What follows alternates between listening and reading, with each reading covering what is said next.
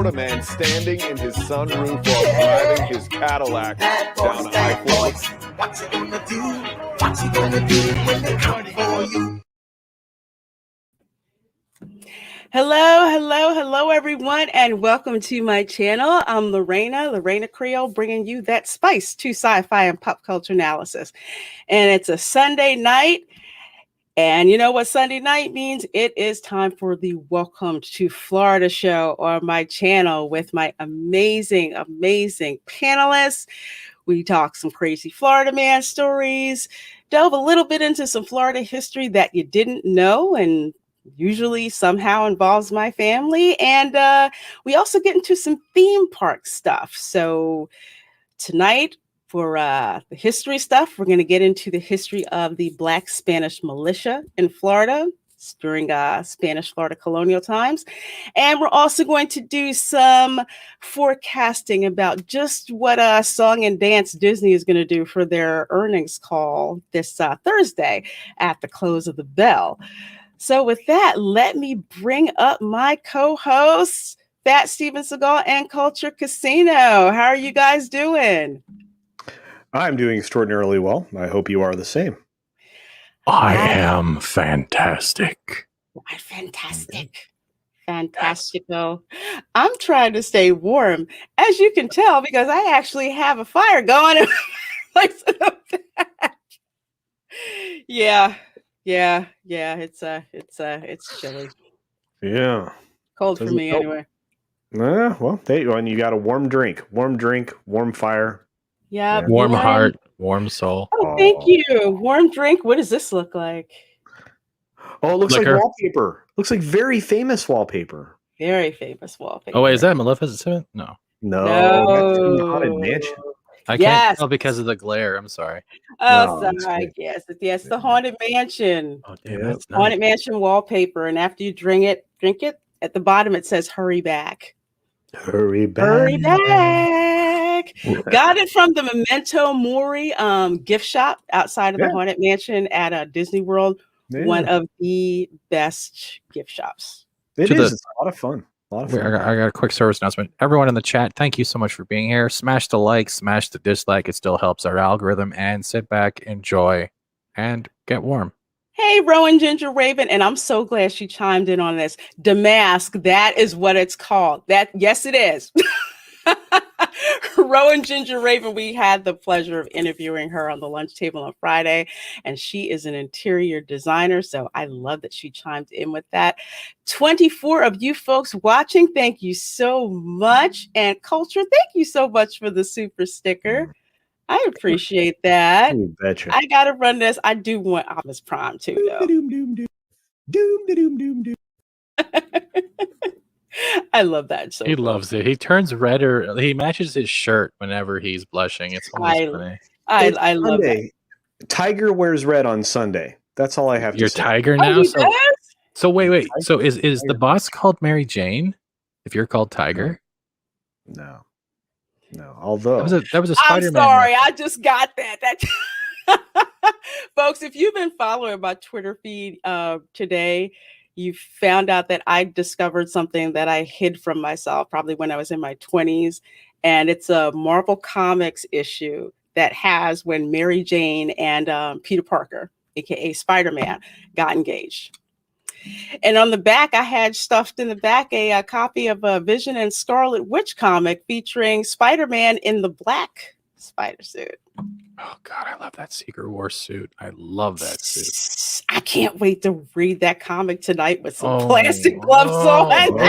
You better. Please do. And then find a board and put it in there. Like, get the board that Gary uses. Yeah. I do. Put it someplace high away from water. Like up in Canada. No, but that particular set going into that whole plot is amazing. So yeah, I envy you. I've got it in a big Ziploc, double lock, plastic bag. I was shocked, and I thought it was cool. I found a issue of Starlog that had an interview with Robert Zemeckis. I'm like, this is pretty cool. And then I pick it up, and that's where I saw the Mary Jane comic. That's so great. That's awesome. That's like when I found my stack of the old Fleer Ultra Marvel cards, as well as the old '89 DC comic book cards that had all their stats on the back. I'll make a video one day of them. But they're sick.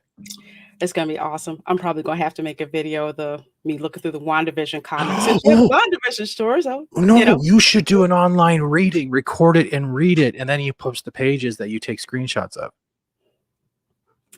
That's a good idea. I like that. See, you guys are my idea people. I love it.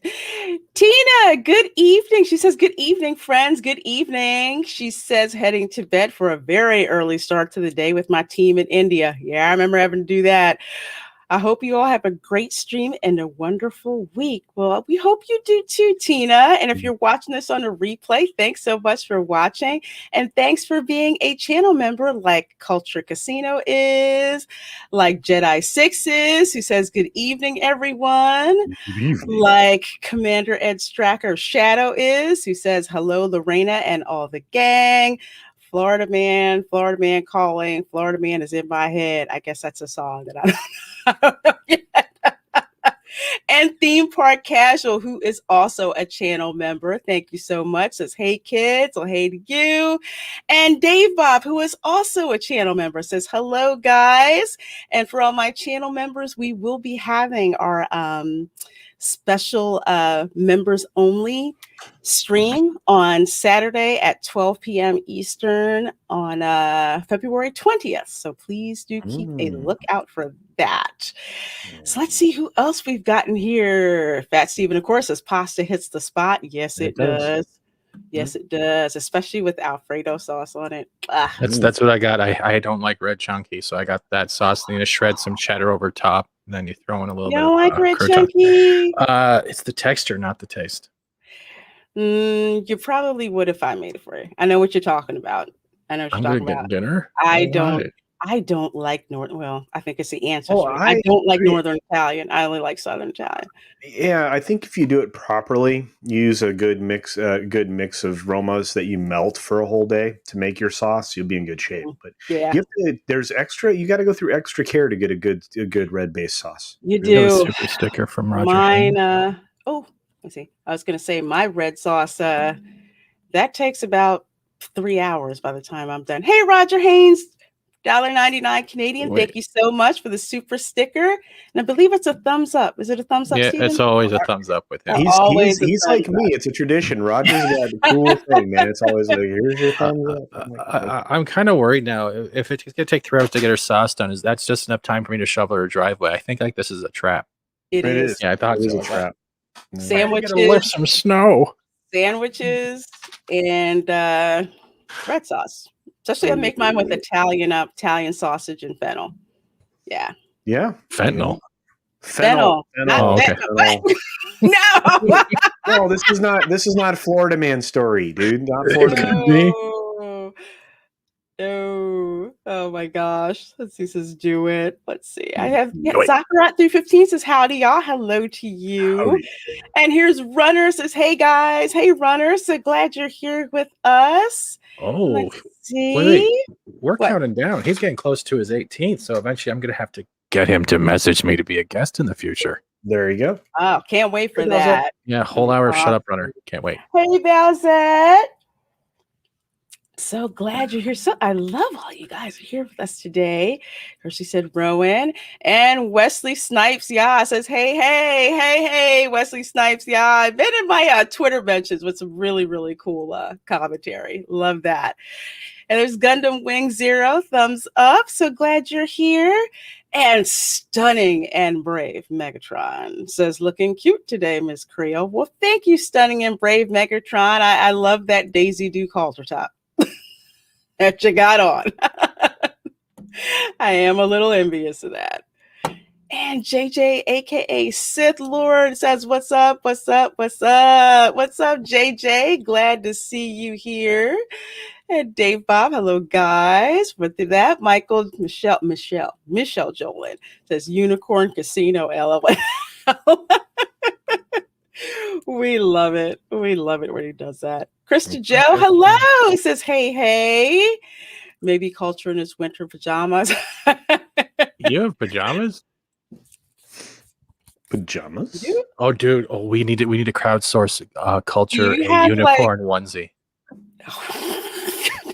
No.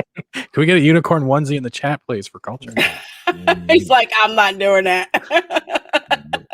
I'm Hey, out. Pod Racing Palpatine, it's been a while. Been a while since I've seen you. Glad to see you there waving. And is that peace or is that the Vulcan thing? That's a Vulcan thing. Is that the Vulcan thing? Okay, I'm seeing that You right have now. a 149 super chat with no message from Darius. Oh, okay. Thank you. Larry says the Reina Sunday. Hey, Larry. And thank you, Darius Munchausen, for the $1.49 super sticker. Which one's a super sticker? Is it a super sticker? No, it's just it is a super sticker. It didn't show up on my screen. It's your popcorn. He stole your popcorn. Oh, you stole my popcorn? Oh man. Okay, that means you owe me twice as much popcorn. Let's see. Hey. We said Larry. Rob Zombie parody of Devil Man. Oh. Devil Man.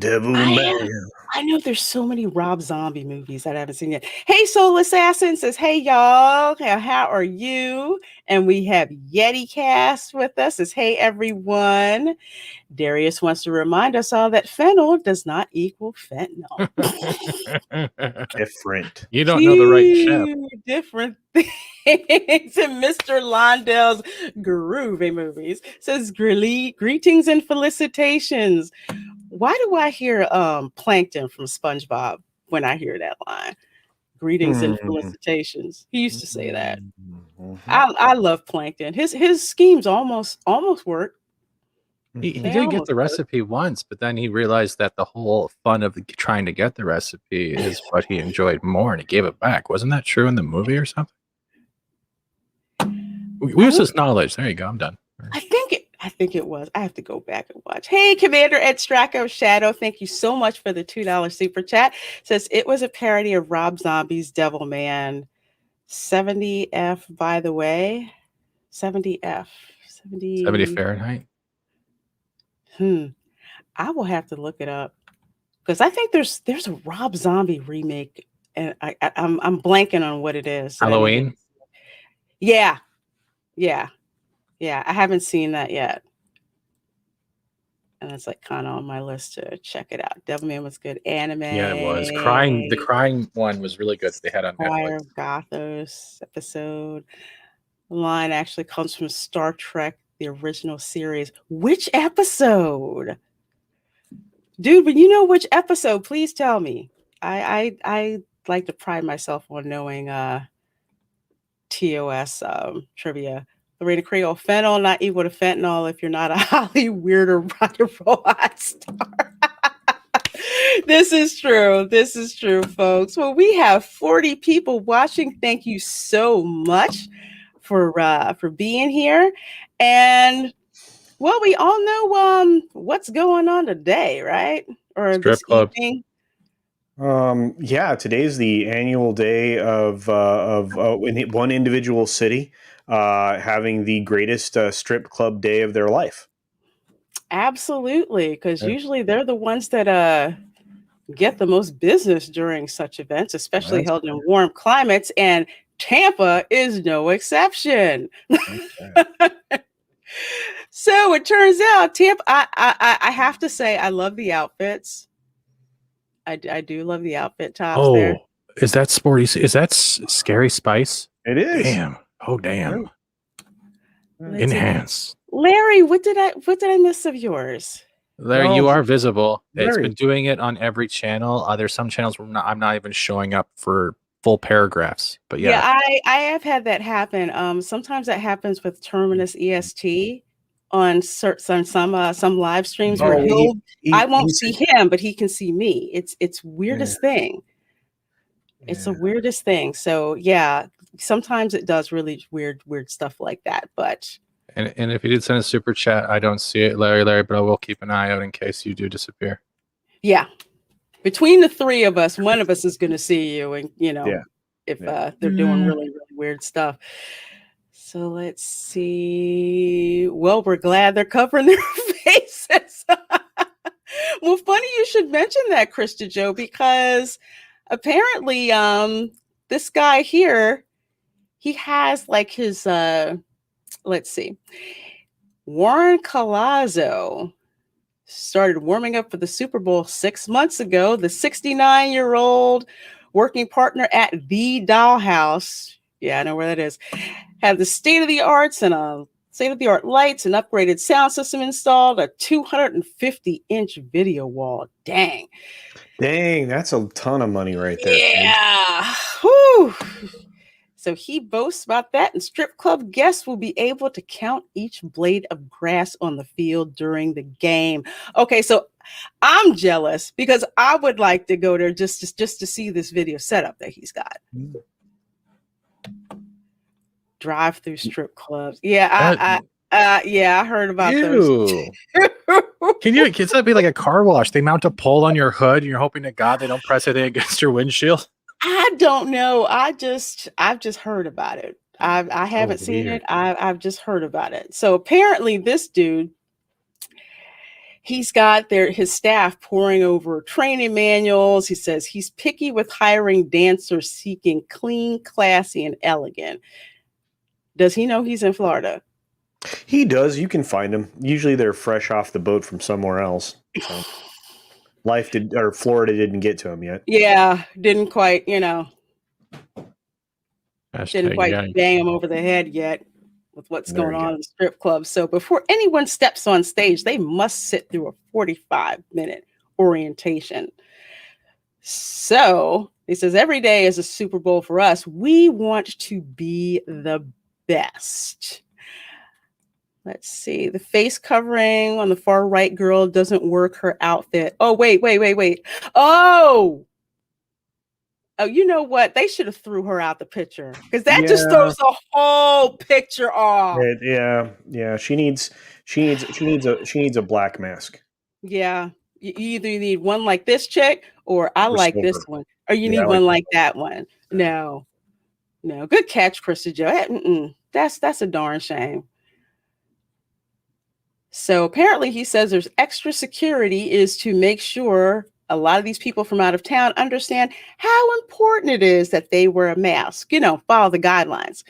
If they're not following the rules outside, they're not coming inside. So this is, oh my gosh, why does he look like he's straight out of Jersey?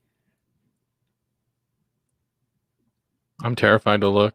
This dude looks like he's straight out of New Jersey. I kid you not. He looks like a B super. Sorry, go ahead, Culture. No, I was going to say he looks like a Scorsese movie guy. He does. He looks like one of those shows where you think he's the boss of the gang that's in question, and he turns out to be the middleman.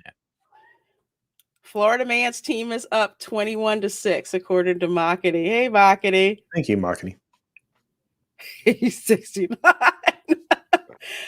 He does. He looks like he walked straight out of a Martin Scorsese movie. Yeah. Does he have a pinky ring too? No, not a pinky ring. No, but he's got lots of bling. Yeah. Let's see what there. Got there. He's got. I know that suit is nice.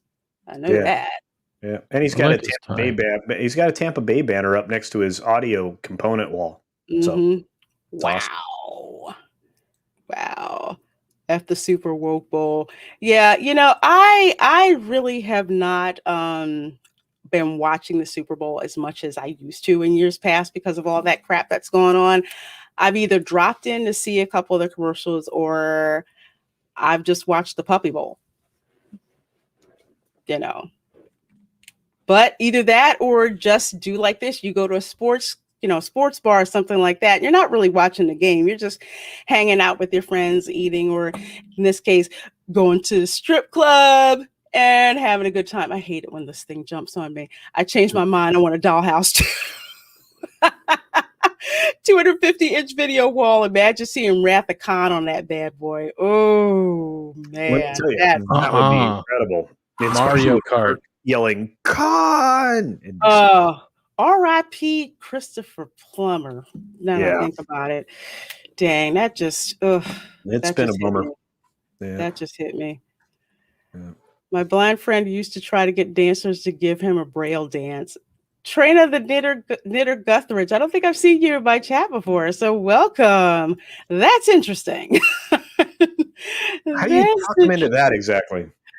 I get the joke. I get it because the person's blind, right? So you're not allowed touching the strippers. So he's trying to get in to touch the strippers to feel how they look. So I like that. That's sneaky.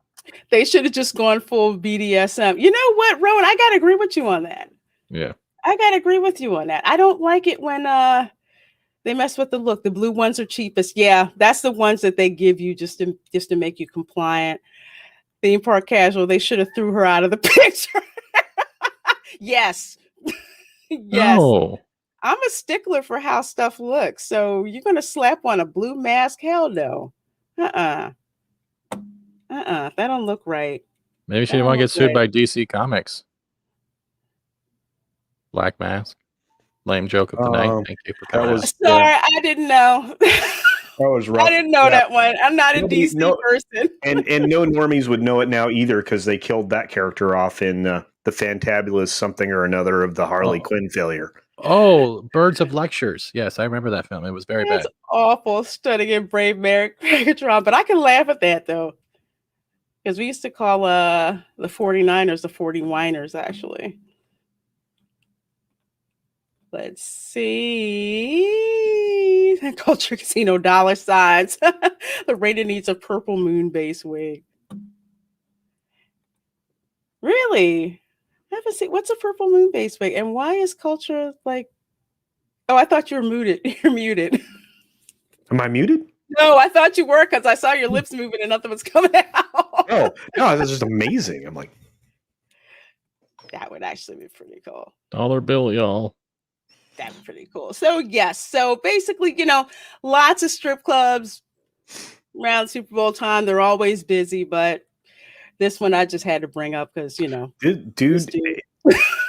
If the Super Bowl's in any town you happen to be living in at the time, you can go any place, and the strip clubs are going to be the place where everybody goes, and then the players go. They go the night before, they go a couple days before, they go a few days afterwards. They're just.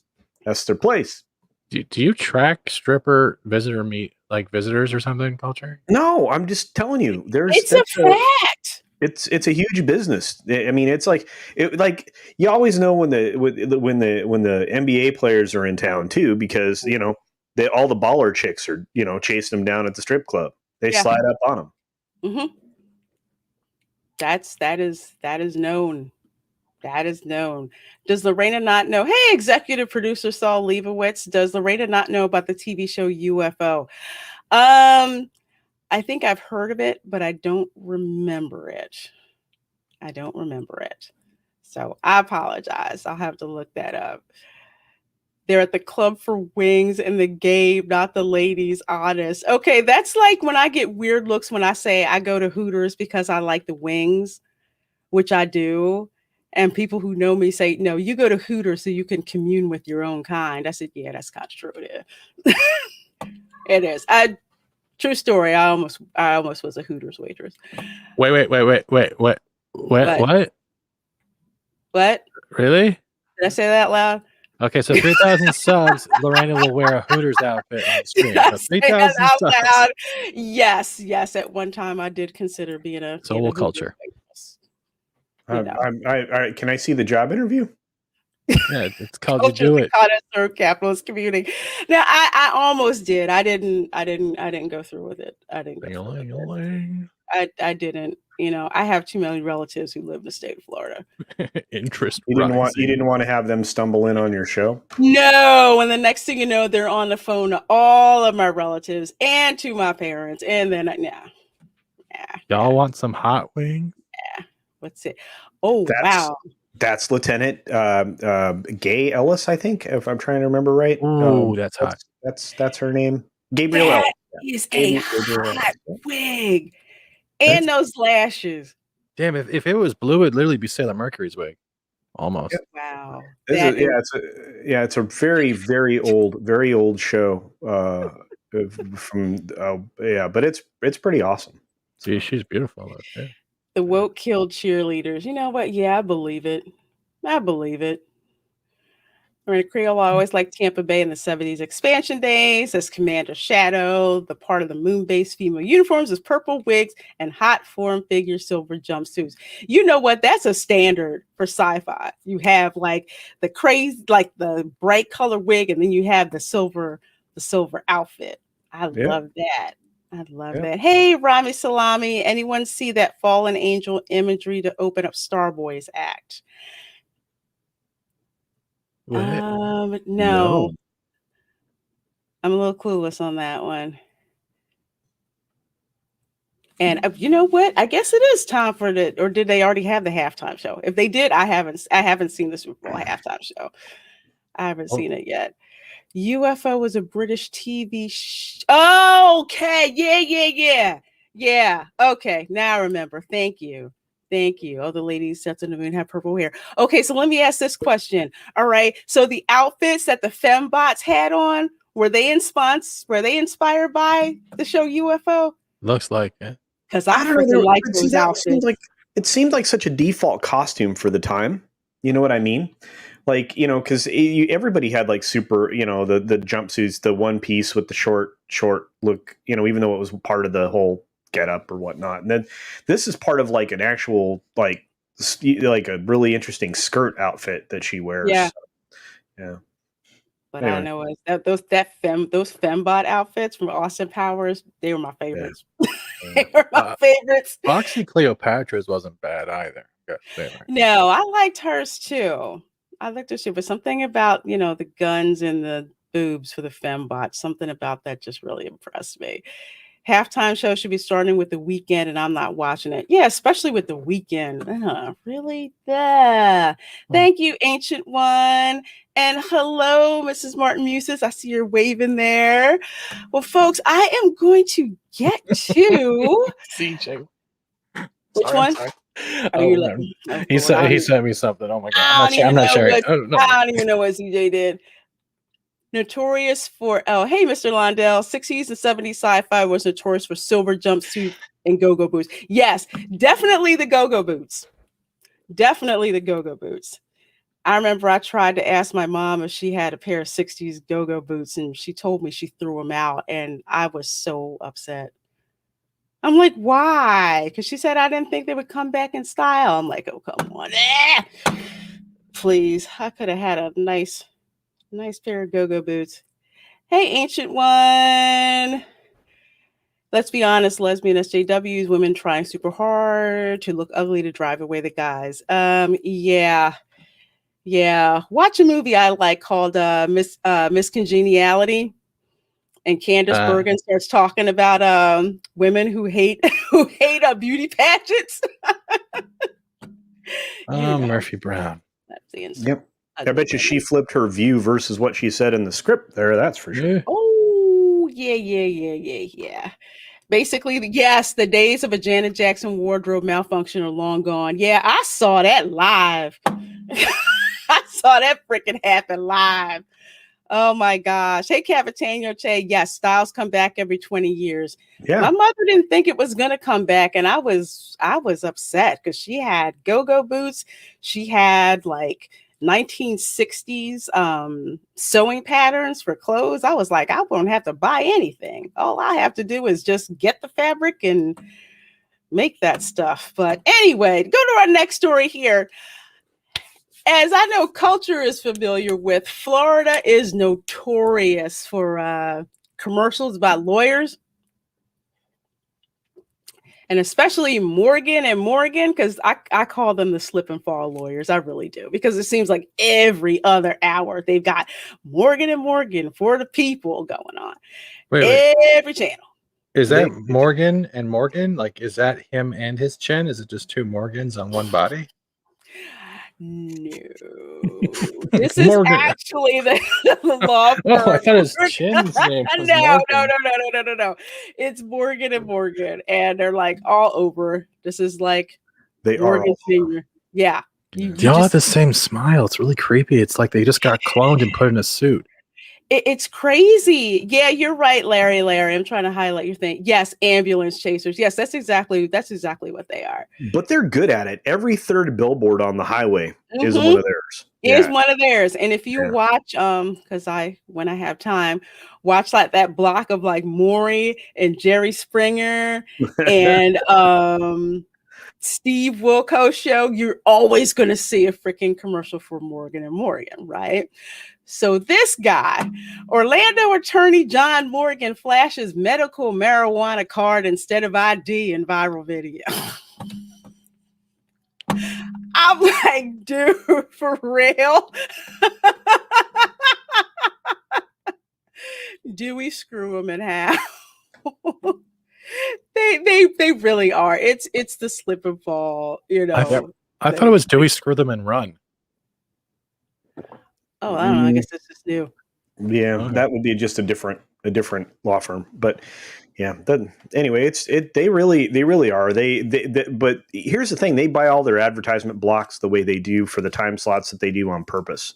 You know, if you're injured in an accident, you're home in the afternoon, so they're going to get you on the afternoon TV, and they buy them in blocks, so they're only paying about $500 an ad, and so that's cheap advertising when they charge $500 an hour. So Oh yeah. So yeah, oh ho ho. Some personal injury lawyers are among friends of the family. You know, it's the good ones that you find out through word of mouth, and they're like totally different as opposed to these folks. So I actually knew someone when I lived in Orlando. I think they were elderly couple, and his wife was in a car accident, and he's like, "No, I did not want one of those ambulance chasers taking up my wife's case." So he got like a really, really good personal injury lawyer. So that's a little different. Are you sure it wasn't moron and moron? I don't know. That's probably one of their nicknames. And hey, happy dinosaur. I will rid lawyers from the earth one lunch at a time. Chomp, chomp. Well, glad you're here. I believe that. So yeah, so this is how the video went. Rumors about me. I think the one that is the funniest is that I don't have a driver's license. I can't drive a car. People see me drive up and they go, "What are you doing driving a car?" Well, hell, I have a driver's license and I got it right here. I'm going to show it to you just to prove it once and for all. This is no, wait a minute. That's my medical marijuana card. I'm like, dude, really? But isn't it legal? Why is he worried about that? I don't understand. He pulled the wrong thing out. But Senior moment. If it's a medical card, though, I'm not getting. You're not getting the humor? Is that what you're saying? No. The humor is he pulled the wrong card. Not that the medical marijuana card was illegal. It wasn't. One, he pulled the wrong card. Two, he's an old fart in Florida. Oh, okay. Yeah. Hey, yo, Punk Trey says, hey, the Reina Creole culture, and Steve. Hello. And this idiot didn't edit it out. No, it was TikTok. He probably said, shoot, I don't care. I'm gonna. Apparently, the idiot who was supposed to edit it was on their social media team, and they didn't do it. Wow. Yeah. I think that's funny. Hey, Steven Socheto says, ha, ha, ha. What the? Also, hey, the Reina Creole and crew, good evening. Well, at least it wasn't something else. Yeah, I know, right? The stack of condoms in his wallet from when he was in high school. Oh, my God. Well, you know how these old folks get down. You know how they get down, boomerang. Oh, he definitely is. He definitely is, but apparently the millennial should have edited that out before it went up on the tick and the company's official TikTok. Yeah, I know. I know. Probably better advertising than any of the billboards. Yeah, not that they need any more of it, but I'm sure they would. Well, folks, we have 39 people watching. Thank you so much. Could have been his AARP card. I still think it's funny he pulled out the medical marijuana card because some of them old folks down there, they are quick to tell you, I got a card for weed. That's right. Oh, yeah. Well, folks, let's see. Let's go to the next thing. Of course, we have some Florida history as always, because Florida is not just about, not just about theme parks. It's also actually about more things. So, how many of you are familiar with the fact that Florida actually had a Black Spanish militia? Ooh. How No many idea. knew that? One of the things about St. Augustine, and before I get to this, if you are familiar with a little thing called the 1619 Project, I am about to blow it out of the water for the fallacy that it is.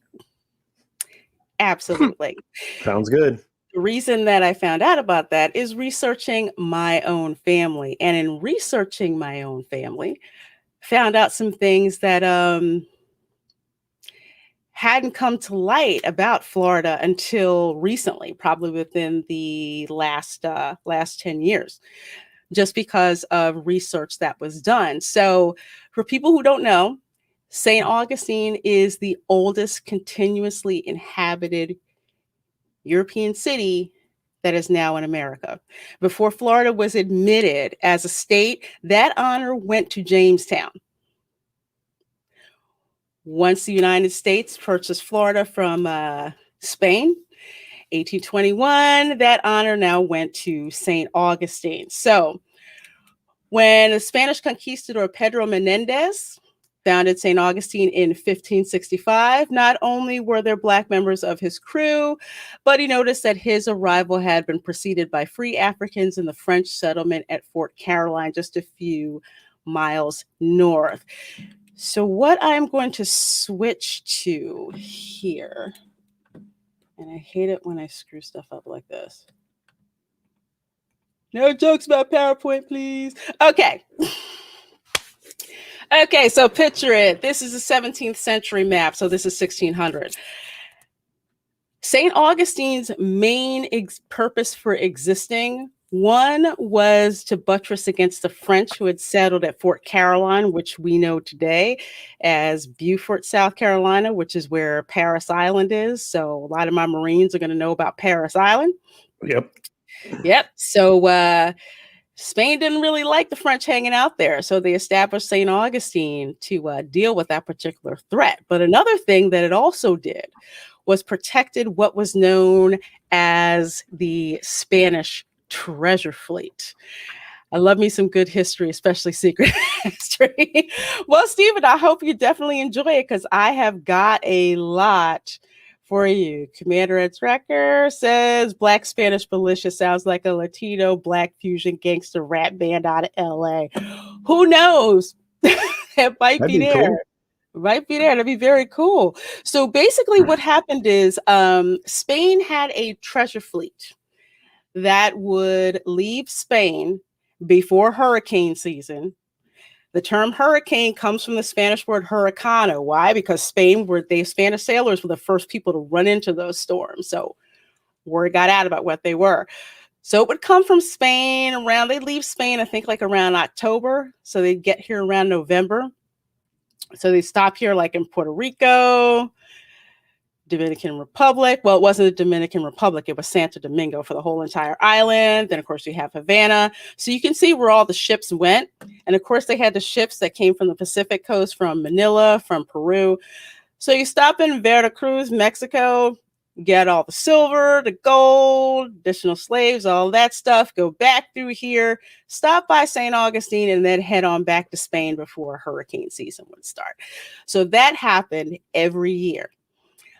Unless they got jacked by pirates, and then my ancestors, St. Augustine, would not get paid, and ships would go on back to Spain.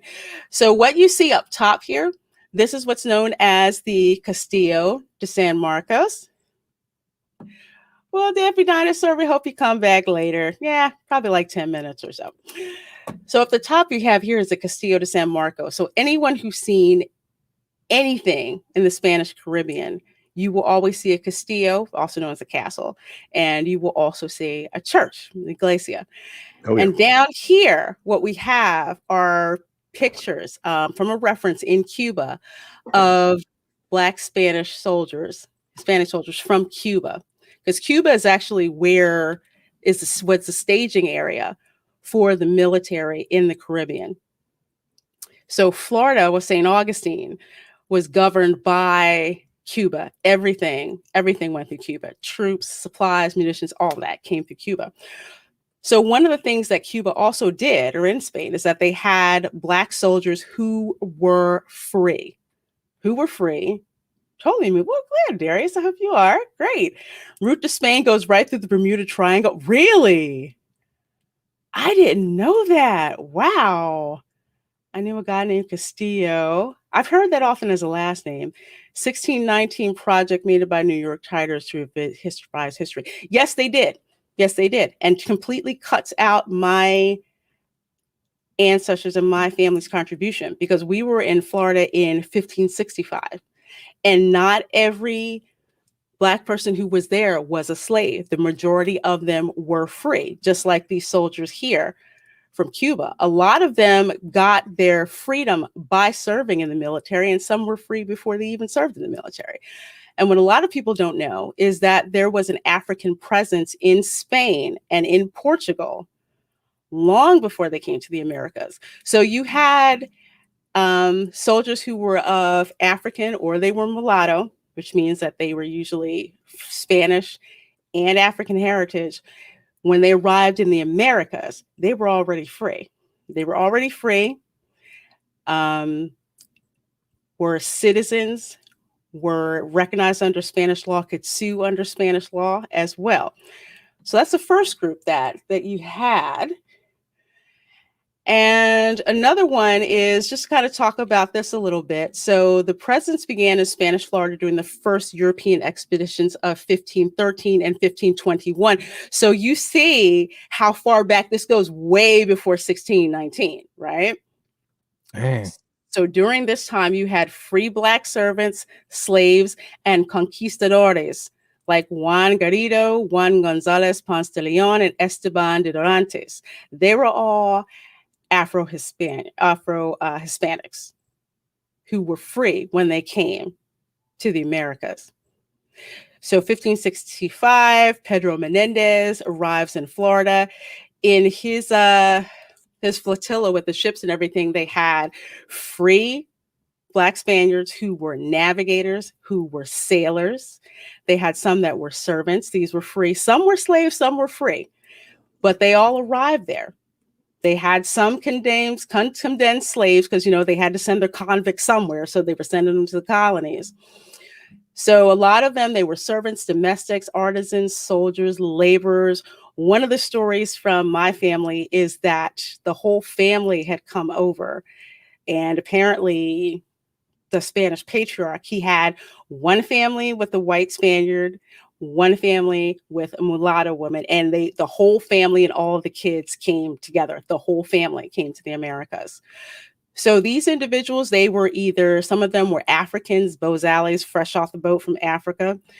Some were Black Americans born there, which were Criollos, and some were Spanish-speaking Catholic Africans, Latinos, which basically they were Africans, but they were acclimated to the customs over in Spain.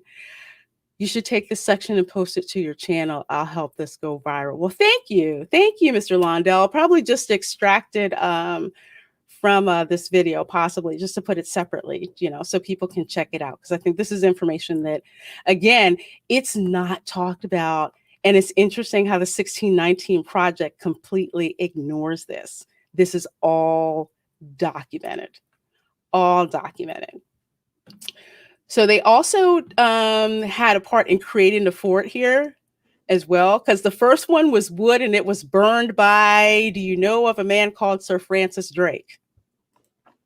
Not personally. Queen Elizabeth's #1 pirate. Yeah, his expedition came... Privateer. Privateer. We like that term better. Privateer. Yes, called him a privateer. called him a privateer.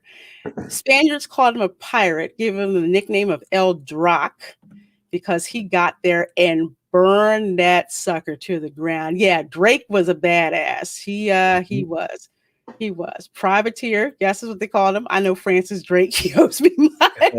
About 3:30. I'm sure the people behind 1619 have never seen Othello. No, they don't want to even acknowledge that sucker even existed. Yes, history. It is a revisionist project. I tore that thing a new backside on Twitter. I'm surprised the New York Times didn't block me. Yeah, the Spanish Empire was huge at its peak. Spain had territory mostly across the southern hemisphere. Yes, and Florida was pretty much like Afghanistan. Yeah. Because no one wanted to go there. I mean, you had the French to the west in Louisiana. You had the British to the north. You had the natives in the interior. They had good relations with the natives, but it's like you had the French and the British. And then after the Revolutionary War, you had the Americans. Florida was not somewhere people really wanted to go unless they had no choice or they really wanted to make a name for themselves that they couldn't in Spain. Or it was hot. It was hot. It was uncomfortable. There were bugs and animals, and it was like being in Australia, only not as fun. Yeah. Not as fun as all. Is this one of those nice pirates that High Republic twit was talking about? Hey, Dweez, I don't think so. I don't think they were talking about the same one. So yeah, the Castillo was, the defense against, pirates and I'll call them privateers, but we have French pirates, English pirates, Dutch pirates, everyone, because they knew the Spanish treasure fleet had all that gold. And there's actually a lot of ships that were sunken off the coast of Florida because they were, trying to get jacked for their property. Yep. A lot of northern ports. You'd have other types of privateers, let's say, that would come down, swoop down south, and try to gank gold. That happened for a long time. So, yep. Yeah, because like even if you see, well, granted it is a movie, the Pirates of the Caribbean movie where they were talking about Aztec gold. Yeah, and pieces of 8. Yeah. Yeah. That's what they wanted. Bend to the Castillo de San Marcos. It's a cool place. Yes, and it finally reopened to tourists. Yeah, it'd been closed for a long time because of COVID. So you can finally go there. It is definitely a cool place. And it's been under 3 different flags. It's been under the Spanish rule, it's been under British rule, and it's been under United States. Can we sacrifice Ryan Johnson to the Bermuda Triangle? Bermuda Triangle might spit him back out. That's not possible. His head is too big. It would clog it up. It would literally clog it up. There's this really cool place in the Yucatan area near Cancun that is called Chichen Itza. And if you're going to do that, that's the place to go about it. So there's a temple set up for it and everything else. It's fantastic. I'm never pissing off culture again. Drake was a rapist, and was on a good day, not on a timeout. Yep, the joys of Florida, yellow fever, and malaria. Yeah. Francis Drake, that's why he, burned the place down, and it's actually recorded on like this old parchment, the whole like attack on the Castillo, Pirates of the Caribbean gold gankers. Yeah. How does a pirate become sir? When the queen says so and calls him a privateer. And that's right. Do know that that's how they were bankrolling England. They were jacking Spanish treasure ships. Yep. And that's why Spain and France were like, hey, here's some money. Make some trouble. Okay? Thanks. Yeah. I mean, to go into the whole world of geopolitics and everything over here was crazy. Spain is over here in the 1600s. Do you know where England was in the 1600s? Walmart. Still there. Still there. The only people going to the New World were the Spanish and the Portuguese. And they were using Italian sailors and navigators to get there. Yep. So they had all of this land in the Caribbean. And yes, I have DNA cousins from all of these areas that are in yellow, all of them. All of them. So my family was sitting in the Caribbean, including here in the Yucatan, for about 200 years before, they left from several islands. Look at Cuba. how amazing that map is, though. This is the kind of crap I love. And most people are like, I don't want to see this. I'm like, I love this crap. It's freaking awesome. It's so cool. There's a map that I have to get. It's really, it is really old. I think it was made in like the 1750s. Some cartographer, I forget his name, but it is so detailed down to the point of which country, not only which country owned which island, but what trade routes that they were taking and what was being traded through those routes. Privateering was through letters of marque. Okay. Yeah, I remember seeing that. King of Spain wanted Elizabeth to stop Drake, but she basically acted like she couldn't do a thing about it, but she kept the loot. Yes, she did. It was like, no, I don't know what you're talking about. I don't know what you're talking about. But basically, yeah, Spain, what everybody knew, Spanish ships were loaded with gold. Everyone pretty much knew that. They were just sitting targets. Early maps are crazy accurate how they were at the time. Hey, vertical horizons. Yes, they were. Yes, they were. Absolutely. Absolutely. It's like, 'cause you didn't have GPS. You didn't have Google Maps. So maps were a commodity, especially accurate maps. If you see in I forget which Pirates of the Caribbean movie it was, where they had like a wall and they were working on like a whole map of where they were. That was very precious because they needed to know who did what, even down to the currents, because you get the wrong current and cartography was very important in navigational talent, and that's why they ended up with a lot of those Italians, because they had crazy good stuff. Amerigo Vespucci, very good. There's I'll have to get a little later, but there's actually an Italian map of St. Augustine. They had Italians living in Florida. Hey, Griffin Turbo really enjoys really early American history. Yeah, this was American history again that I didn't know about until I started researching my family and finding out that ties that I had were either colonial, the 13 British colonies. Not much of my family is from there, but the rest were like from the Caribbean. So it was nuts. Navigators were in demand. Yes, they were. If you look at the 1783 census that Spain did for St. Augustine, there are so many Italian navigators that are listed. It's crazy, and they're all there. And it just goes to show. I mean, we've been a diverse country for a very long time. Extremely diverse. Yeah. Extremely diverse. St. Augustine was about as diverse as New York City. It's like you had Italians, you had French, you had the British, you had Moroccans, you had Menorcans, you had from Turkey. Of course, it wasn't. They said Ottoman Empire, but they were like from all over. It was amazing. And Joy's personal family history is more than incredible. Yeah.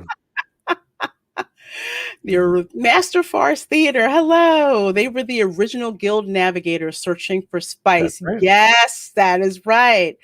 They were. Barbosa is my spirit animal. I liked Barbosa.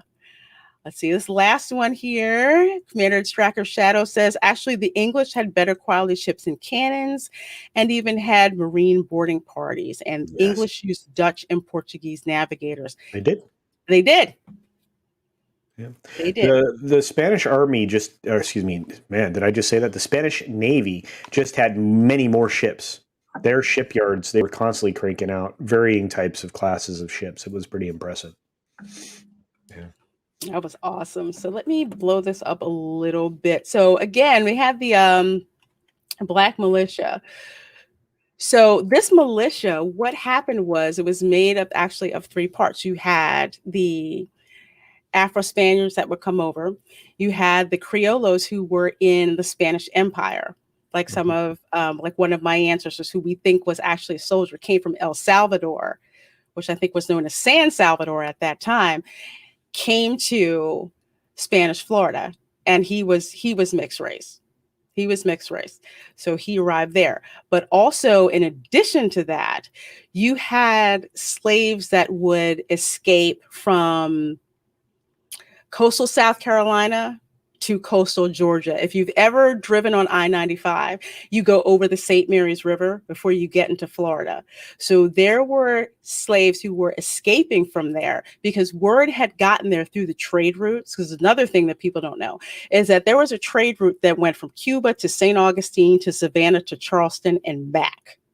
So word spread that if you were able to escape to Spanish Florida, the king, I think it was Carlos II or III, had signed a proclamation that said that if you were an escaped slave and you made it to Spanish Florida and you pledged your allegiance to his most Catholic majesty and you converted to Catholicism, you were welcome to stay. You were given your freedom. You were given land and a path to citizenship.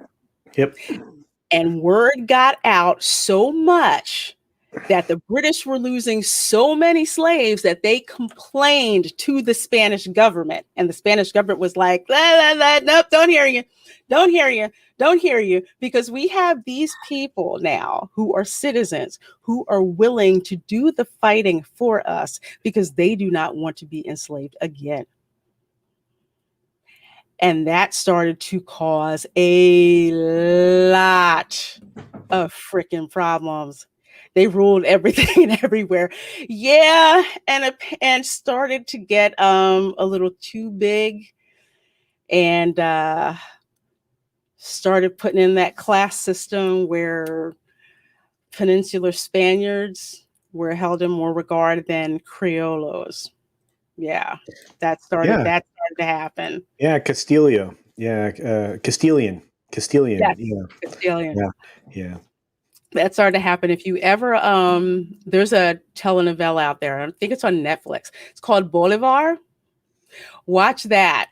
And that actually shows you what happens when you have this class warfare between Criollos and the Castilians from Spain who came over. What's really interesting, it still happens even now in Mexico City and other places where there's governmental power in Mexico and in other countries as well. There's still a lot of that built in. I guess bigotry is the right word, but it's insane. So. Oh wow, Cavatina, that's really cool. Yeah, it was. Yeah, you're right. Too big to fail. That's exactly what happened. And another thing that that caused problems was they didn't really like the American Revolution going on, but they hated Britain even more. So they backed us, and then eventually, backing the Americans started, invading Florida, and that they call it that shot heard around the world. That's what happened, and you started having revolutions going all the way through the Caribbean. Oh, everywhere! Yeah, it was amazing, And so what's really funny is think about it. After that point in time, after the English failed here in the United States, they still went on to develop colonial territories for a very long period of time afterwards.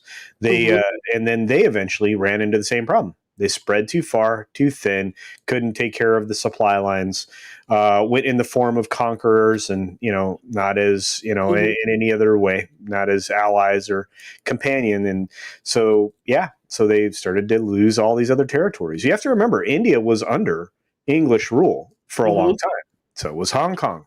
The Hong Kong thing is the saddest thing we've ever lost as far as when freedom goes. Yeah, it's España. Yeah. Mm-hmm.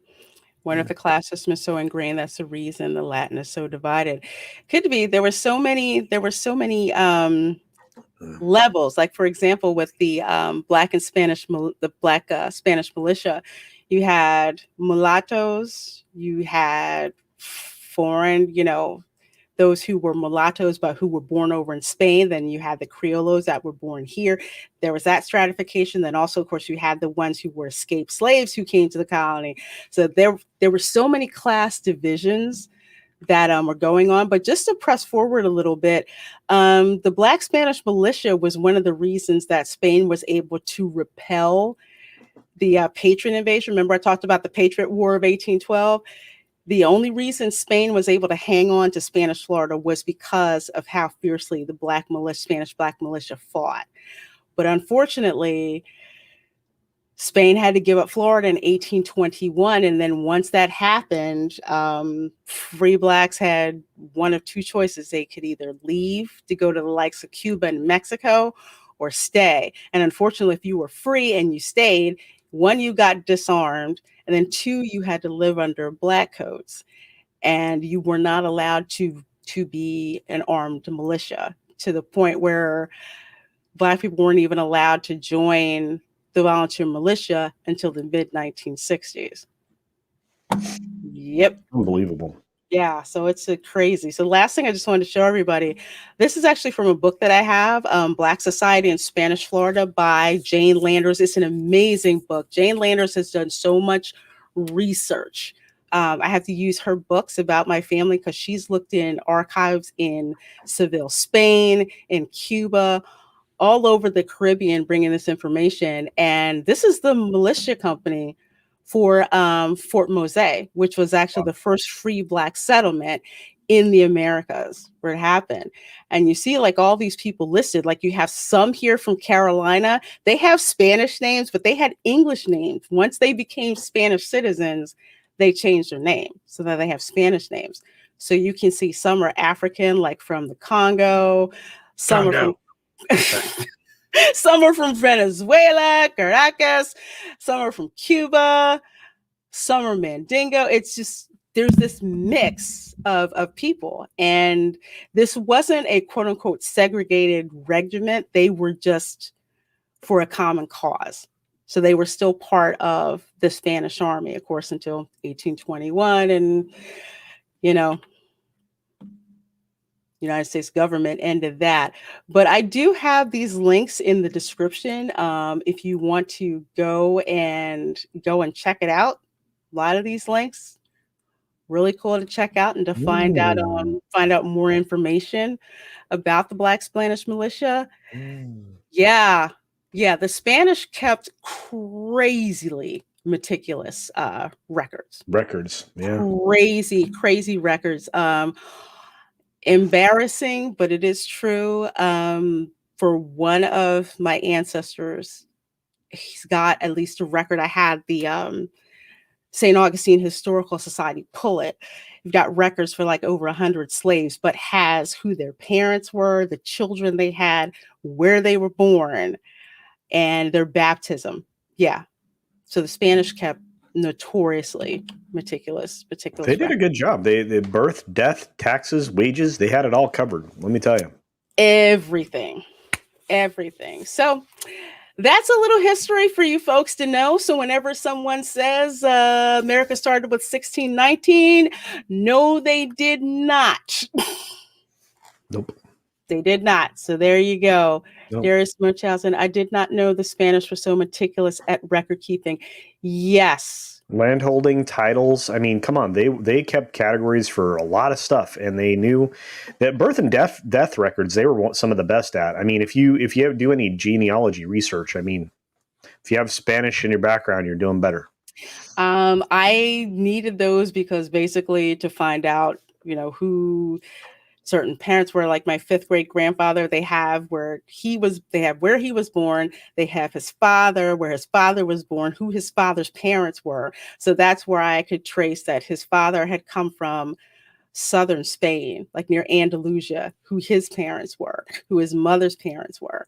They're meticulous and verbose too.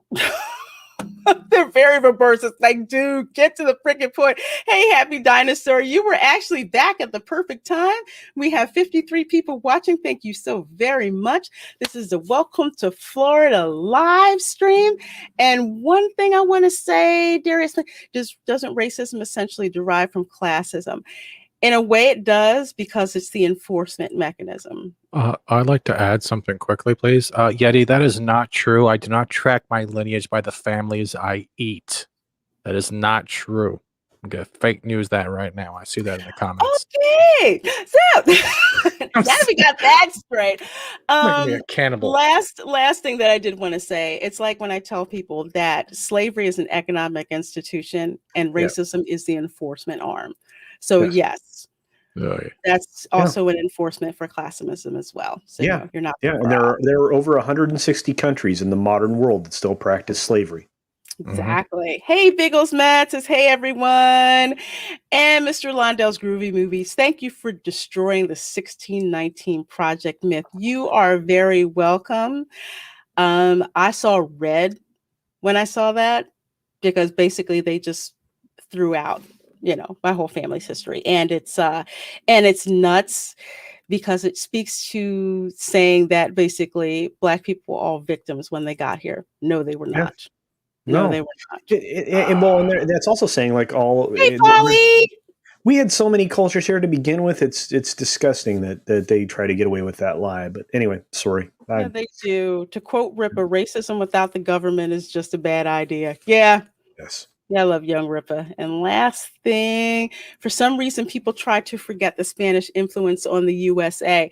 How? A lot of it had to do with, how would I put this? One was John Jay's ineptitude.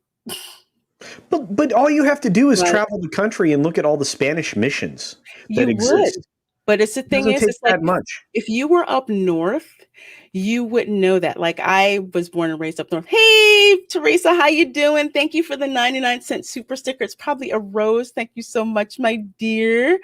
If you were north, like say up north where I am, you would not see any Spanish influence. But living in Florida and visiting my family in Florida, so much of everything has either African, Spanish, or native names.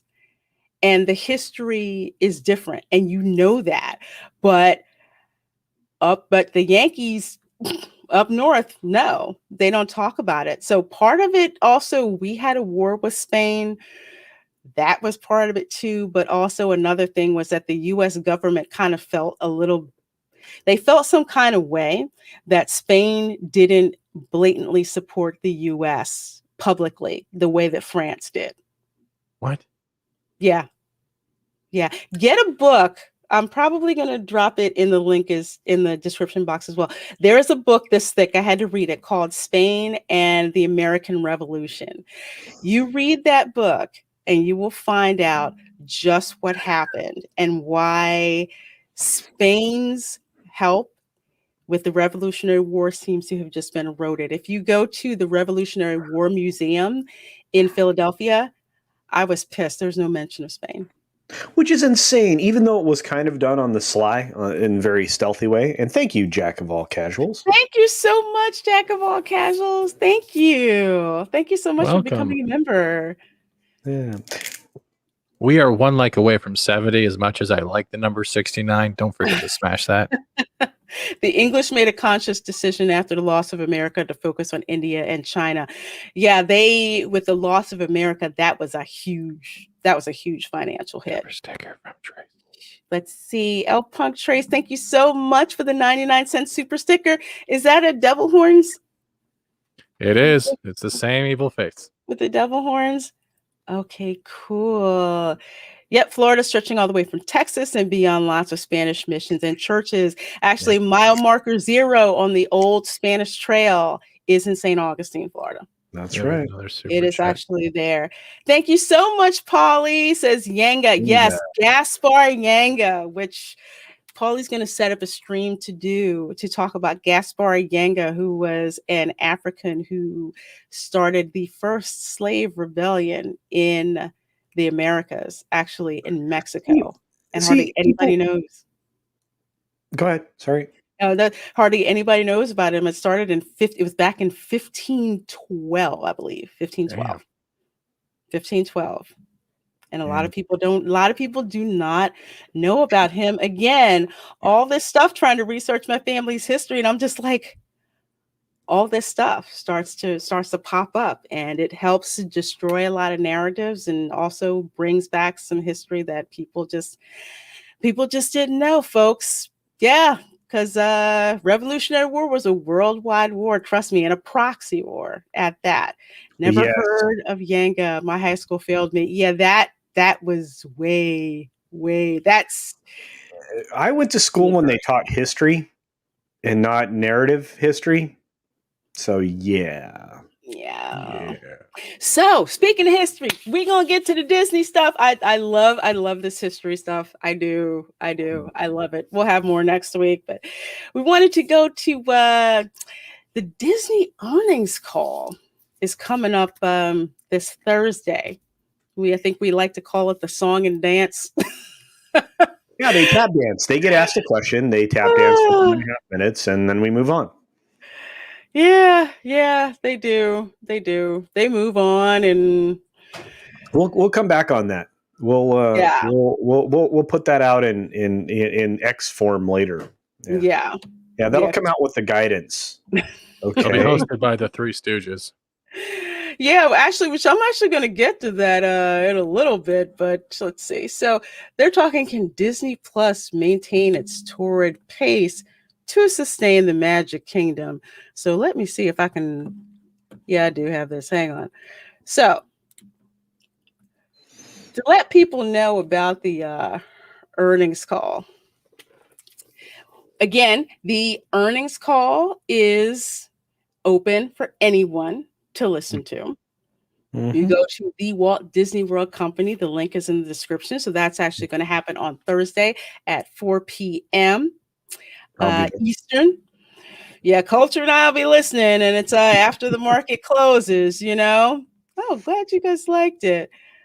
Oh, Disney money call. How is Disney going to lose money and try to cover up? Well, they certainly will, because it is the earnings call, the song and dance. So here we have our usual suspects up here, who usually on the call. First, you have Mr. Lowell Singer here.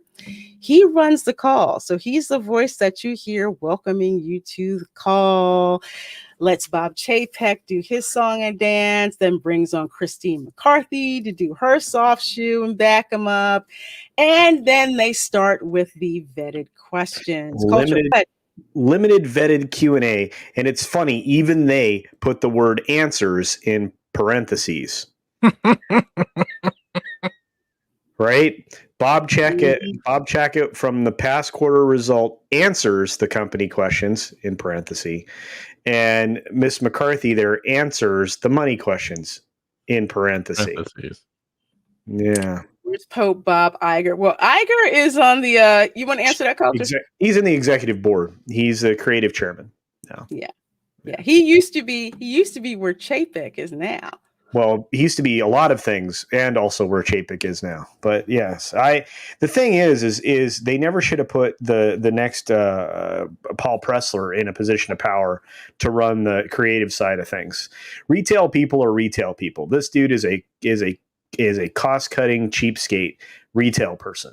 This guy is the guy that should be in charge of your second store for Nordstrom's or whatever. He should not be in charge of anything having to do with any creative part of the business. But here we are, and go ahead, Lorena. I get mildly aroused when Culture's anger starts rising about Disney. I love hearing his passion. You can say that right now. Wow, Chiefs get smoked 31-9 by Todd. Terrific. Go ahead, Florida man. Yeah. They have to keep Mr. Toad's Wild Ride. Well, they got rid of it from Orlando, which pissed me off. It's still at Disneyland. Still at Disneyland. Did they replace it with cardboard or wooden cutouts? No, they replaced it with freaking Winnie the Pooh, which it's a fun ride, but I'm sorry. Mr. Toad's Wild Ride should never have been taken out. Look, never. And that's the problem is I mean, they've had these issues going forward with a lot of these properties for a long time. they're trying to fix them retroactively to fit whatever narrative that they want to do, but at the same time, it's destroying history. Mm-hmm. Oh yeah. Yeah. Yeah. They have, dude. Pod Racing Palpatine, you are not going to like the answer I give you about Disneyland's Mr. Toad. So No, yeah, they're gonna get. I'm not saying it's anytime soon. I'm just saying there is a set of drawings right now in Imagineering for its replacement. That's what I'll say. No, they're not. Well, they barely answer the investor questions. Sometimes they'll give a non-answer, like, no, we're not going to answer that right now. They will say that. Yeah, We're they not will actually say that. Yeah, and so even if it's a legit question, they will song and dance the heck out of it. They'll say, you know what, we'll include that with the guidance or any other way they can get out of answering the direct question. And some of the, like I said, for the majority of the earnings calls, most people don't know this, but the Q calls, almost all of it's scripted. The shareholders meeting, they sometimes can't do anything about, can't vet those ahead of time, but this is all going to be vetted all over again. We are going to see the biggest softballs thrown up there that you've ever imagined. So anyway, I'm sorry, Lori. I keep interrupting You might get one where I'm just like, I can't believe they let that one get through. You might get one person, maybe. Depends on who's asking it. You have to remember, some people are a little more powerful than others. Yeah, some of them you can see that they sound like interns. Like, yes, I have a question to ask, and you can tell. It's just like they're not the ones who are just basically going to say, why are you screwing up our money? You're not going to hear that. Hey, the John Beck in Florida Victory Parade won't be coofed. Why no toad? No, John Beck. Yeah, that's on the horizon. It's. They pulled the toad out of there because it had some problematic things to begin with. They were talking about the devil and things like that, and it was too scary, and there weren't enough good young youthful attractions for young kids in that particular version of Fantasyland. So because they didn't do a 1-for-1 with Disneyland, by the way. And so they pulled it and put in the Pooh thing, and then they took out the amazing Snow White's attraction that was there, and they put in the little Princess Fairy Tale meet and greet, which is now Coof Central. If you brought that thing back, so it's just lots of dumb. And then they replaced that with a kiddie coaster called the Seven Dwarfs Mine Train, which is like the mousetrap ride, which is 1/3. Yeah, which is 1/3 the size that it was originally drawn and created for. Because I still have the original layout for it. It's crazy. There were supposed to be 2 more show scenes in that mother trucker. So anyway, I keep interrupting. We don't have a lot of time. Mario Kart would be cool. You know what? Go look on YouTube because they just released footage of Super Mario Land over at Universal Studios Japan. Go check it out. Holy crap. Awesome. That's all I'm going to say. So anyway, we have these folks here who you're going to hear on the call. So you have Job Chapek. So sometimes Lowell, depending on what question it is, he'll bump it either Job Chapek or to Christine McCarthy or the both of them. And Christine answers the financial question. So those are the 3 people that you will hear on the earnings call.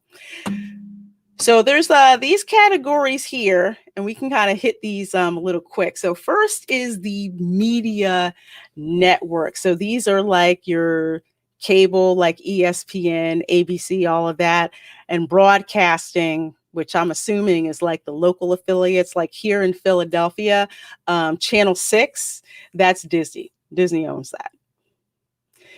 So as for their earnings, I don't know. I'm not really expecting any good news about their cable networks because so many people are cord cutting. Network losses across the board. ESPN is an extreme number of subscriber losses, so there's not much to tout there. They had a slight uptick in consumer consumption of broadcast material, but it was only in certain periods of time, so that's going to be no good. Parks, products, and experiences. You and I both know cruise line's still not back up and running. International parks closed again. Disneyland's still closed, and Disney World is the only thing that's been open, and they've still been operating at 60% or less capacity. They still have hotels closed down, which is a huge segment of their business, and they've got other elements that aren't supporting these things. So even with the 20% increase in food prices across the board at Disney World, that's not making money. Then, of course, we have the things you can easily talk about because it's just, even with they've taken away the extra magic hours. They've taken that away. So now it's like, guess what? You have 30 minutes. Wow. A whole 30 minutes. Really? What is that? And this is actually the time of year when people start planning, if they're going to go, start planning, their trips. And given what's, going on with, the Wu-Tang flu and everything, I can't see bookings being up very much at all, considering what they still haven't freaking finished yet at the park. The Tron's not done. See, okay, so here's the weirdest thing, guys. We are going into the 50th anniversary of the park. So you have the weirdest place to be in the world right now with all of these projects that were supposed to be done. And Disney has lost its magic. That's very correct. Happy Dinosaur. Very true. But all of the brand new stuff, the project Gamma that was supposed to happen at Epcot was supposed to be completed, or the revised version of Project Gamma. That's not going to be anywhere close to done. The Cosmic Rewind might get up and running by summer. We'll see. What's really odd to me is Ratatouille is done. So why that's not open, I don't know. They've got the studios has a problem in that there are only 2 attractions that pull in guests, and people just kind of hang out there and trying to get on them. They've just created a real problem in Animal Kingdom, and they're going to put in stupid Zootopia instead of the Beastly Kingdom area behind Everest. Man. I know I'm breaking a lot of news here. I don't know if anybody knows that, but hold on. I'm sorry. I don't mean to interrupt your culture. No, I'm Commander sorry. Ed Tracker Shadow, $5 super chat. Thank you so much. Off to dinner soon. Love the history lesson. I was a history major. Have a great week, everyone. Thank you so much, Commander. Thank you so much, and you have a good night. Hey, Nick, how you doing? Hope you're all well. Yes, we are. Yeah, I might have a stroke, but yeah. Yeah, and then with the crap that they're supposed to be changing with the Jungle Cruise and You don't even want to know. and Splash Mountain, and it's just, I think what we're going to hear before they start talking about anything money wise, I bet you we're going to hear the big, huge diversity speech. Oh, of course you will. That's what they're going to give us first. Yeah. You're going to get the whole, we've had such a positive response to adding the new key of diversity and inclusion. And everybody's going to moan because nobody wants to hear about it. It's not, investors don't want to hear about this. No, you really don't want Abigail Disney, the CEO of the company. It's CEO is, not everyone can be a CEO. They really If can't. she was involved with the company, sure. But she doesn't have any. She has no business sense. She's like, give everybody a raise, and you're like, can't give everybody a raise. Reasons. There's actually a lot of them. But beyond any of that, they're going the wrong way in the way that they're going about their park stuff. They're spending money on old attractions that are beloved. In order to satisfy an audience that doesn't go to the parks anyway. Which is stupid. Yeah. Stupid. They can't appreciate, or they don't appreciate pretty much the nostalgia of the attractions and all the work and care that gets put into the attractions. For example, I saw something on Twitter.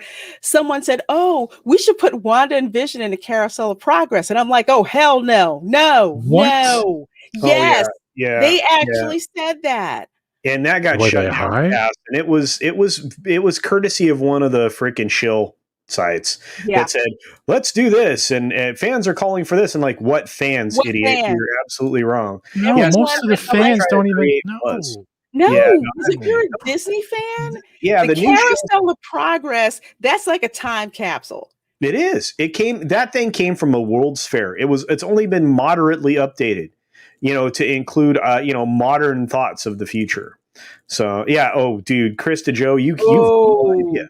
That is an engineering nightmare, It and I is. can't believe they released it as way too early. It was not screwed it ready. up, and they screwed it up 3 times in Florida and far more often in California, which is why California opened their attraction later than Florida did.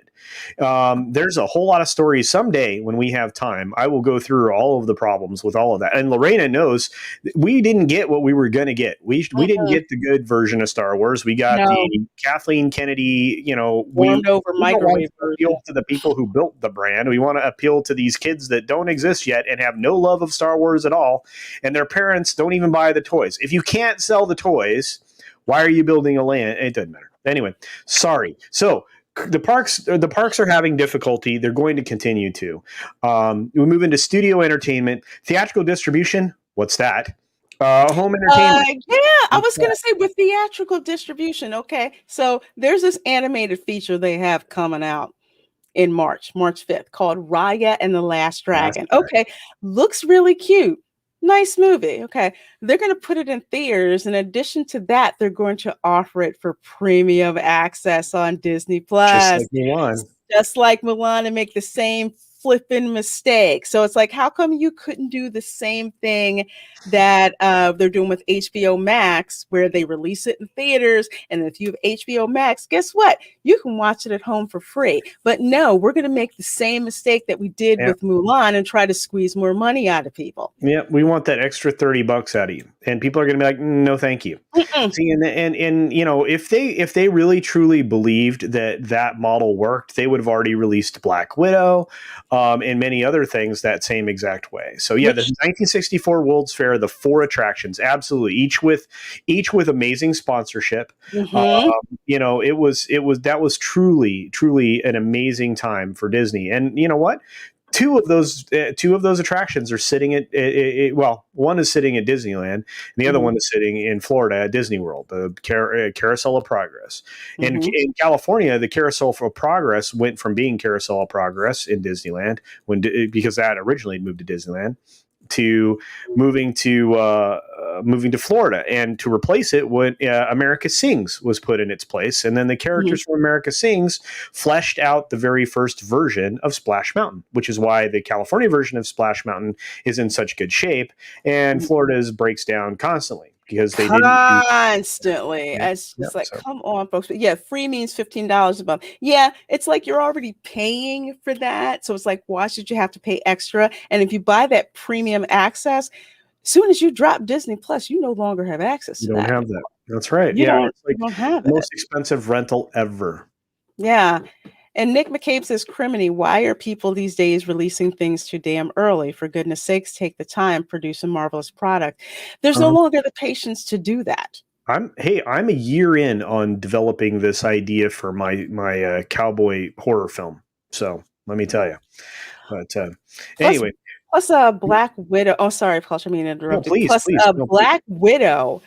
They're probably going to say something about that if they're still committed to bringing it out in theaters. It's almost to the point where it's just like, I'm not interested in a Black Widow movie anymore. They destroyed their opportunity to get a good release date for that. And again, they should have made it 5 years earlier. But should also put in the Carousel of Progress too while they're at it. Just throw Black Widow in there.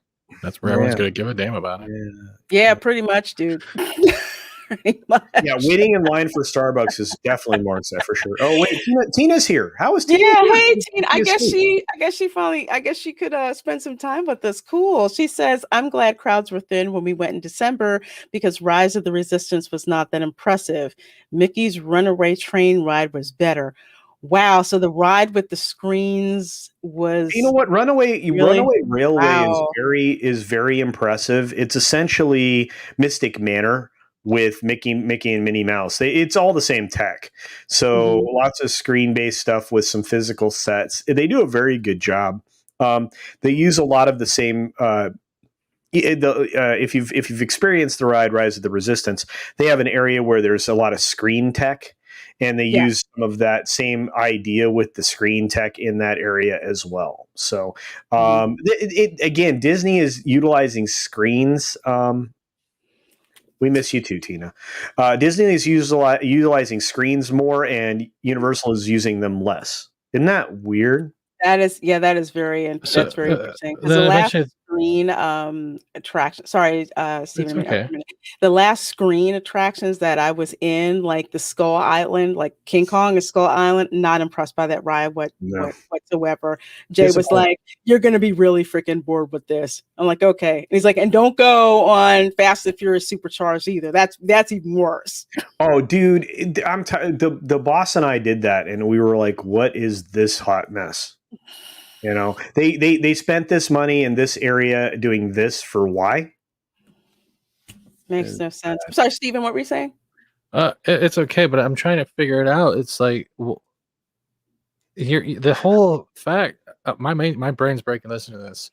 But Disney was built on the forum of entertaining kids to escape and visit a magical world, not stare at a screen attached to four wheels. Why is it they're spending more time on visual diarrhea than maintaining the things that people want to go see? Because you've got people who Imagineering used to be they're not exactly that. It used to be about putting together engineering to do great storytelling. Imagination, yeah. And they are losing that. They are losing that. As a result, this is what you get. You get these, warmed over attractions that have no heart to them. No. In fact, there's a really cool thing. Okay, I'll save that for another stream. I'll talk about an attraction that is sitting there waiting to go together. That is amazing and awesome. Tron won't ever get built. No. Anyway, so the last category here is direct to consumer and international. That's the only segment in which there's any performance at all, and it's not profit. See, this is the weirdest thing. Everybody's like, this is going to be a great earnings call. All this new direct-to-consumer model is working out well. Has it made $1 a profit yet? No. And with Disney Plus, because I think Don Cheadle did an interview with some podcasting company or whatever. So from what I hear, the Armor Wars, they've just started their writers' room, like literally just getting started. Yeah, and when was that announced? That was announced. The investors event that was announced in December. Yeah. So the writing room is just getting together on that. They're starting pre-production on Ant-Man and Wasp, the quantum version, whatever, quantum realm. Yeah. So you have WandaVision is out there now. Yeah. Falcon and the Winter Soldier is supposed to premiere, I think, when is it? End of this month? Supposedly, maybe. Who the heck knows? Wishful thinking. March. Let's say March. Yeah. See it in March. Yeah, you'll be watching it in March, maybe. That, and then there's Loki. After that, I haven't heard anything with regards to. I haven't heard anything bad. That's unusual. I heard a lot of bad about Falcon and Winter Soldier. Yeah. I really did. So the fact that there's only Middleton in one episode and they're going to be focusing on a female reincarnation of Loki, air quotes, that's actually going to hold up because the story is actually going to maintain it. Is that what you're saying? Yes, I haven't heard anything bad. Because when I was on Nerd Cookies yesterday, I wasn't script for a little bit, and I actually told her she didn't even know that Middleton's only in it for one episode. A lot of people don't know this. Yeah. And if you're saying that means we might get another WandaVision. You know what I mean? The same type of care for a show. I haven't been able. I'm going to say this way, okay? I haven't been able to confirm for certain that Hiddleston's only in one episode. Number one. Okay. Number two, I haven't heard anything bad. I've heard, and usually I get a heads up on bad things. Yep. Like, you know what I mean? So, because the people I know usually like to tell me things, but it is. It's. I haven't heard anything bad. I did hear that Armor Wars might be okay. Based on the treatments, not the writers' room, kids. Okay. Yeah. Okay, and what else did I hear? I can talk a little bit about the Star Wars stuff that got announced that isn't even anywhere close to getting to a writer's room yet, but that the stuff that they actually have ready to go or shoot, they didn't even. There's still 2 projects they are not even talking about that blows my mind. So I'm like, okay. I think they're taking their chances and seeing which one's getting the buzz, because I don't. If they release everything at once, it might cause But if one show is bad, but it might cause one show to be bad, and that might affect the other show coming out. They're not supposed to, because they're supposed to be doing this over, and I had to blink when they said this, over 10 years. Oh, no, thank you. No, so that's exactly what they said at the investors call. They said, this will be released over the next 10 years. I'm sorry? Yeah, they dumped stuff off the board that was not, it was just barely in development. Like there was like people that like normally it takes 2-3 years to get something from the starting line into production. Yeah. Those people have just started. They announced it. They're like, okay, what you got? They're like, nothing. We have an idea up here on this whiteboard. Yeah. Is it dinosaurs? Yeah, I heard they're coming for they are. Yeah, Orville's good, guys. Orville's good. Yeah, I'm waiting for season 3 eagerly waiting. So we hit stall. I'll stop talking now. I apologize. So yeah, but honestly, it's like the earnings call. Expect for them to say everything's coming up roses, like culture. I agree. They're going to report a loss, like an actual loss for the next quarter. Again, they're going to hit the whole diversity thing coming out the gate to tell you how great it is that we're making all these diversity changes, not only to rides, but also to entertainment, because apparently who was it? Blade now has a female writer for the screenplay, somebody whose resume is like that, then that they have. Supposedly Captain Marvel is going to be gay now in Marvel 2. Yeah, they have that going on. And of course, we're not even going to talk about Thor, Love and Thunder. What the frick's going on with that? But they're basically going to say that diversity is the way to go, and they're doing it great, and this is great, and it's going to be great for the company. And if you don't like it, you suck. And dance around the financials and try to let you still give the impression that streaming is the best thing that they're doing. And the stocks are going to be artificially supported by the capital companies. And the retail investors are going to follow the lead and go, oh, they must be doing great because look at all this money coming in from these. And I'm like, no, thank you. Yeah. Yeah, it's like what the heck was it? It's not loading now, but I think it's like $180 a share, I think, or something like that right now. I haven't looked since sometime last week because I don't even pay anything like that. I just don't pay attention to because usually you're going to sit. But and as score update, since we're about to check out, kids, for those of you that might care, right now it is 31-9 in favor of the Floridians. So Florida man, Florida man, they're firing up the barbecue grills and bringing out the fireworks. 8 minutes left or so in the game. So let me refresh. Yep. Call out the illegal fireworks. We are going to have Tampa Bay is going to be lit. Yeah, it might be. And the strip club's going to be doing real good. Real good. So Mr. What was his name? Mr. Warren Collazo, he's going to be raking it in. Yeah, he's gonna, and you're going to be able to walk into the back room, the VIP area. It's going to be him and the cast of Goodfellas hanging out back there. It's going to be amazing. Like, how you doing? Yeah, come on, celebrate. Come in and spend a whole lot of money, and we'll make sure our cocktail waitresses all have matching masks on. What the frick? What do you mean, clown? What kind of clown? Like funny clown? Ha clown? Am I here to entertain you? The cannons would shoot when they score. How cool! Well, wait a minute. There was a terrible accident in Florida at a like a christening or some kind of event like that. They set off a cannon, and I think it actually killed a dude. Like the cannon blowed up. Yeah, we didn't get that was one of those weird Florida man stories. I think that was in Florida. I'm pretty sure. Man, you the thing with the cannons is you have to check them to make sure there are no cracks or anything like that, because that's an old school problem with cannons blowing apart and killing people. To the left of me, cannons to the right of me, volley and thunder, and a dead guy. You're really dead guy, especially if you get fragged with a Cannon fodder. Big bada boom. Too much Yeah. lead in his diet. Yeah. Yeah, On that the was not the lead injection he was looking every for. time No, it campus was schools, not. they shoot the He- cannons. This is why I love having ancestors from a state founded by scoundrels and pirates and The Spanish, natives and all dude. of that. Lions Yeah, and the tigers and Spanish. bears. Oh Italian, my. right? Yeah, Yeah. Spaniards, the Italians, Turks, British convicts that rolled in there.